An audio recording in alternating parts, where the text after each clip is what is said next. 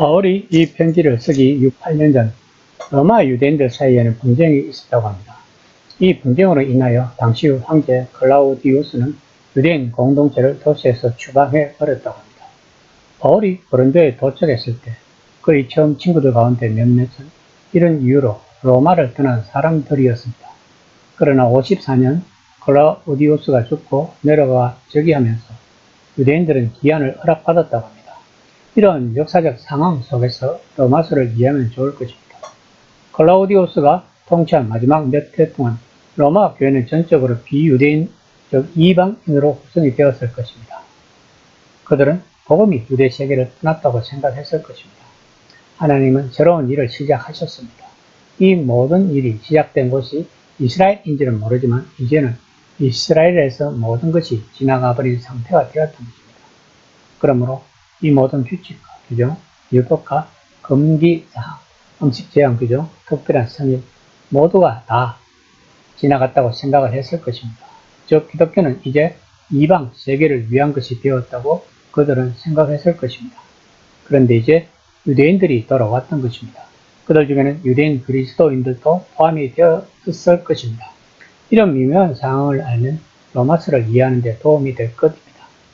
1장 8절입니다. 먼저 내가 예수 그리스도로 말미암아 너희 모든 사람에 관하여 내 하나님께 감사함은 너희 믿음이 온 세상에 전파됨이로다. 바울이 로마에 그리스도인들이 있다는 사실을 알게 된 것은 당시 로마에 있는 그리스도인들 가운데 여럿이 그의 친구가 있었으며 편지 말미에 인사에서 보듯 그 중에는 바울의 친척들도 있었던 것입니다. 바울 시대에는 여행이 비교적 쉬웠다고 합니다. 그러나 바울이 로마의 교회를 세운 적이 없는데 로마에 편지를 보낸 것은 특이하다고 볼 수 있습니다. 2세기 기록에 따르면 베드로는 예루살렘에서 가까스로 빠져나온 후 로마에 간 적이 있었다고 합니다.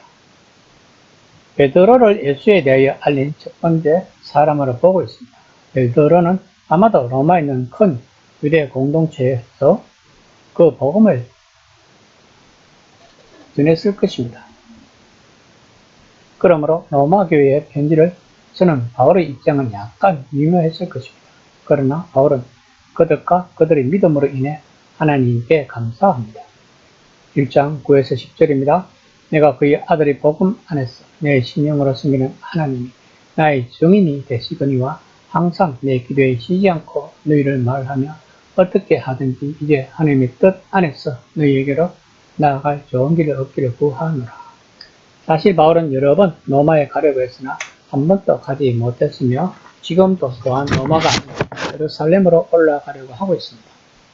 이러한 상황에서 바울 자신이 하나님을 증인으로 내세우면서 바울 자신이 로마 교회에 관심을 갖고 있다는 것을 구체적으로 증명하고 있는 것입니다.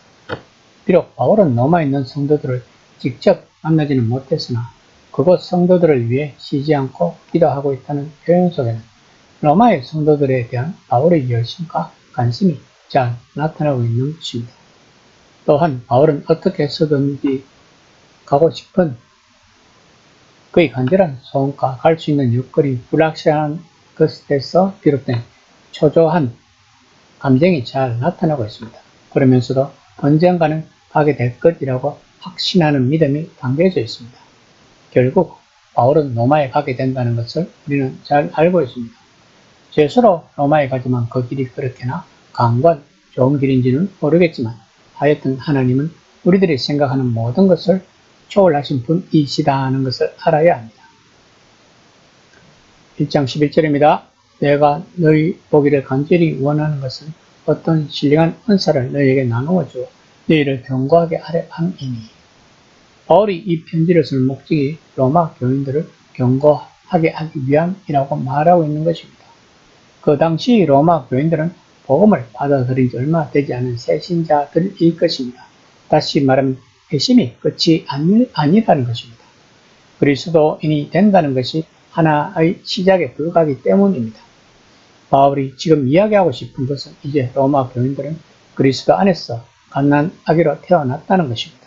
그러므로 자라기 위해 신령한 양식을 먹고 하나님 나라의 백성으로서 훈련을 받아야 한다는 것입니다.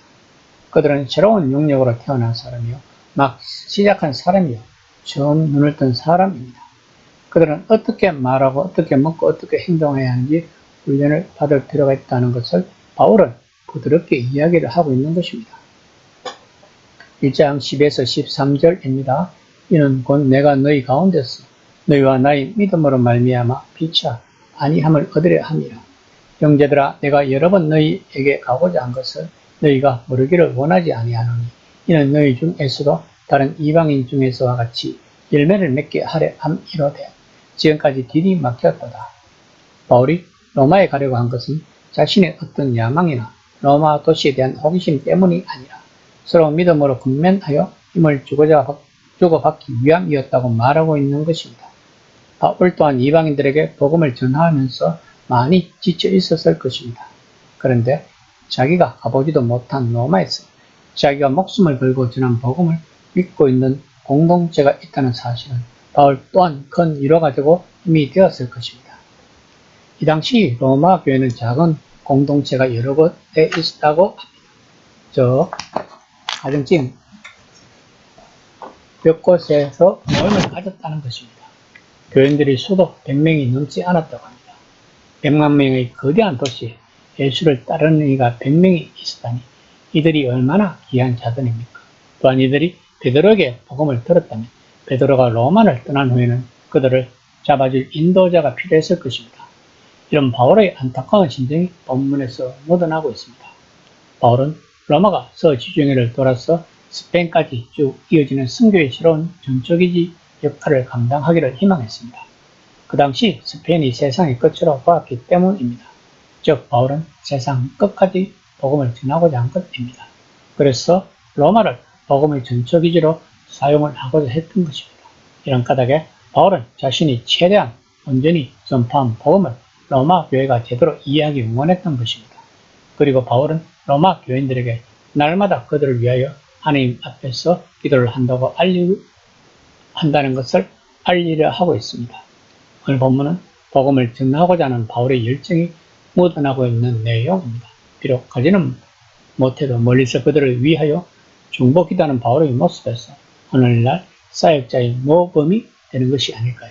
달리 말하면 오늘날도 바울처럼 열정과 성도들의 사랑을 가지고 하나님을 신뢰하며 사역을 한다면 교회는 부흥할 수 있다고 말하고 있는 것이 아닐까요?